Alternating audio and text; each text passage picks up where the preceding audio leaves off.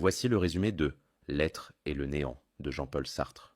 Si cette vidéo vous intéresse, likez, abonnez-vous et dites-moi en commentaire quelle œuvre philosophique vous aimeriez que je résume prochainement. Mais au fait, qu'est-ce que Sartre entend vraiment par sa célèbre phrase « L'existence précède l'essence » ? La réponse à la fin de cette vidéo. Alors voici l'essentiel.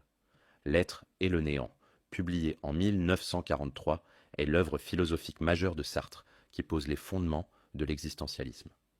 Sartre y analyse deux modes d'être fondamentaux, l'en-soi et le pour-soi. L'en-soi désigne les objets, les choses inertes, tout ce qui est plein, massif, identique à soi-même. Une table est une table, une pierre est une pierre, ils n'ont pas de conscience. Le pour-soi, c'est la conscience humaine. Contrairement aux objets, l'être humain n'a pas d'essence prédéfinie. Il est d'abord existence pure, puis se définit par ses choix et ses actions. Cette distinction mène à un concept central, la liberté radicale. Pour Sartre, l'homme est condamné à être libre. Nous sommes totalement responsables de nos choix et de ce que nous devenons. Aucun déterminisme, aucune excuse. Cette liberté génère l'angoisse. Nous sommes confrontés au néant, au vide que nous devons combler par nos propres actions. La mauvaise foi est le refuge de ceux qui fuient cette liberté en prétendant être déterminés.